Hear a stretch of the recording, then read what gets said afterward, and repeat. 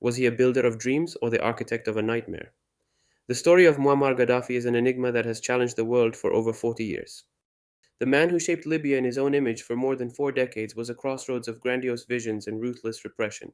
In this documentary, we will reveal the colossal ambitions of a leader who saw himself as a modern prophet from the utopian.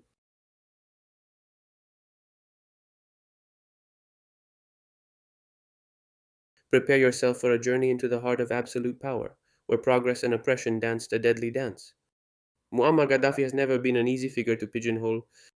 For over 40 years, from 1969 to 2011, his figure was synonymous with Libya, an enigmatic leader who dominated African and world politics. With a unique blend of Arab nationalism, Islamic socialism, and an unmistakable personal style. He was a man of profound contrasts, a pioneer of mammoth projects, and at the same time the puppeteer of one of the most repressive regimes in North Africa. His leadership left a complex and tragic legacy, a mosaic of revolutionary ambitions and ruthless autarky. At the heart of his political and social vision was a text that became the cornerstone of his reign, the published in 3 volumes between 1975 and 1979. It was not a simple manifesto, but the Bible of his Libyan revolution. Gaddafi presented it as a its aim was to create a more just and equitable society, founded on a populist and strongly anti-imperialist vision, which resonated deeply with the aspirations of many developing countries at the time. The core principles of the Green Paper were revolutionary on paper. Gaddafi proposed the abolition of political parties, which he considered instruments of division and oppression in favor of a. The idea was that the people would rule directly without intermediaries, a promise of power to the people that soon proved to be a facade for his absolute control. He also promoted economic equality and social justice, arguing that the country's resources should be distributed equally among all citizens. Private property was limited, with the idea that such concepts, though idealistic, often resulted in inefficient state management and a centralized economy. Culturally and religiously, the Green Book was deeply rooted in Islam and Arab culture. Gaddafi positioned himself as a defender of Arab identity and Islamic values, interpreting them in a way that often merged with his socialist ideology. This syncretism distinguished him from other Arab leaders, giving him an aura of originality and for many charisma. The Green Book's impact on Libya was immense and pervasive.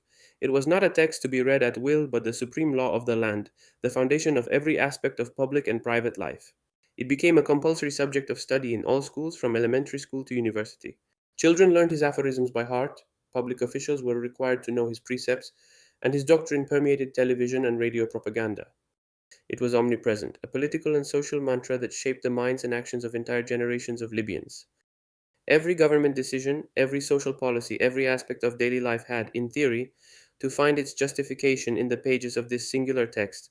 It was the manual for life in the great socialist people's Libyan Arab Jamahiriya, the name Gaddafi gave to his state, a name that in itself evoked a popular democracy that in practice was anything but.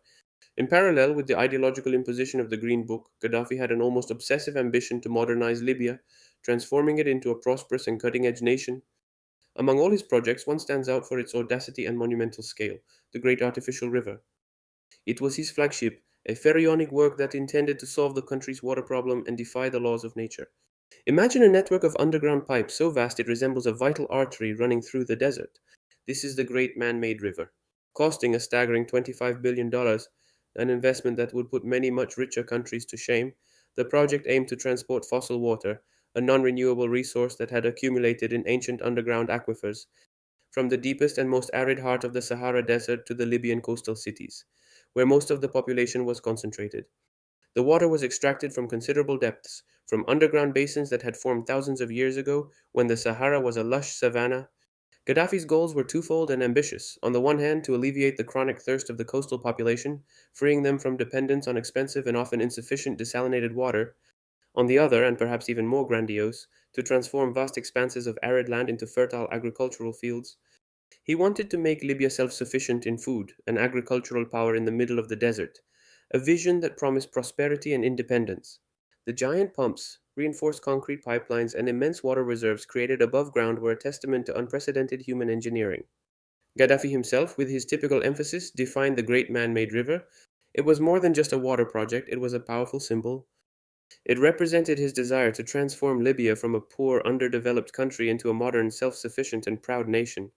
It was concrete proof that, with his leadership and vision, Libya could achieve feats that seemed impossible. challenging Western powers and asserting its technological sovereignty and its ability to shape the future. For him, the man made river was a declaration of independence, a middle finger raised against international criticism and sanctions. But behind the shiny facade of modernization and ideological utopias, a much darker reality was hidden. The promise of a populist paradise and the image of a country defying the desert hid a system of ruthless control, a veritable regime of terror. While the great man made river pumped water to irrigate the fields, Gaddafi's regime pumped fear into the veins of its people. The repression of dissent was systematic and brutal. Every critical voice, every hint of opposition was nipped in the bud. The prisons were filled with political prisoners, often held without trial, subjected to unspeakable torture. Censorship was omnipresent. The media was strictly controlled by the state, disseminating only the official narrative and the leader's personality cult. No news that could cast a shadow on the image of Gaddafi or his regime was tolerated. Gaddafi's personality cult was a central and disturbing element of his rule. His portraits were everywhere, in the streets, in offices, in homes, in schools. His image, often dressed in sumptuous military uniforms or traditional clothing, was an integral part of the Libyan landscape. His quotes were etched on walls, his voice reverberated from radios. He was not just a leader, he was a living icon, a father of the nation, a sage and a warrior, whose figure should be revered and never questioned. This incessant propaganda bombardment was intended to create a sense of unity around him, but also to isolate any potential dissidents. The denial of individual liberties was total. There was no freedom of expression, association, or the press. Any political activity outside official channels was prohibited and severely punished. Fear was the most powerful tool of control. Gaddafi's intelligence services, notorious for their brutality, were omnipresent, and people knew their conversations could be overheard, their actions observed. Punishment for holding differing views or expressing criticism could be severe, from imprisonment to forced disappearance. This system stifled any form of opposition and created a climate of suspicion and silence where the only safe path was acquiescence to the regime. The contrast between the image of an enlightened leader building the future and the reality of a tyrant governing by terror could not have been more stark.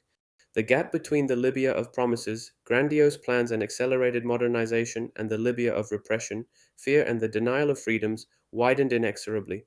This deep fracture, which was simmering beneath the surface of an imposed stability, was destined to explode. 2011 was the year of the point of no return, the year that marked the beginning of the end for Muammar Gaddafi. The Arab Spring uprisings, which rocked the Middle East and North Africa, acted as a catalyst. After decades of forced silence, the Libyan population, encouraged by the uprisings in Tunisia and Egypt, found the courage to take to the streets.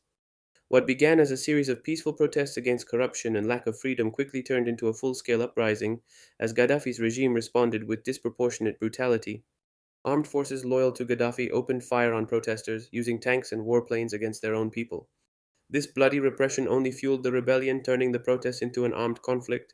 Images of the violence went viral, shocking the international community and prompting NATO to intervene with airstrikes to protect civilians and support the rebels. Libya descended into a months-long civil war, an agony that saw rebel forces advance, supported by the air against the regime's last strongholds. Gaddafi's fall was as dramatic as it was symbolic of his entire career.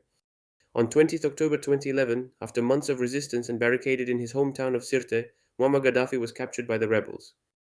The circumstances of his death remain controversial, but images of his lynching by a mob became a stark epitaph for a man who had ruled with an iron fist. His body, exposed to the public for days, symbolized the end of an era and the beginning of an uncertain future. What came after Gaddafi's fall was anything but the democracy and prosperity many had hoped for. Libya descended into deep and persistent chaos. The lack of strong institutions, the proliferation of armed militias, and tribal and regional divisions, long suppressed by the authoritarian regime, emerged with virulence. Instead of freedom, the country experienced years of civil war, anarchy, and the rise of extremist groups. The promise of a better future dissolved into a fragmentation that still plagues the nation today, demonstrating how fragile the balance was between apparent progress and underlying oppression. Infrastructural modernization had not created the foundations for a resilient civil society or democratic institutions. Muammar Gaddafi's final legacy is a cruel paradox. On the one hand, a leader who dreamed of building a modern, self sufficient, and proud nation, capable of breathtaking engineering feats such as the Great Man Made River, a man who challenged Western powers and tried to forge a. On the other hand, he is remembered as the architect of a regime of terror, a despot who stifled freedom, persecuted opponents, and ultimately led his country and himself to destruction. His story is a warning about the dangerous dichotomy between the grandeur of the vision and the brutality of its realization, a testament to how absolute power can corrupt and distort even the noblest ambitions, leaving only chaos and regret in its wake. Gaddafi's Libya is a dramatic chapter that reminds us of the very high price of freedom and the often ambiguous face of progress.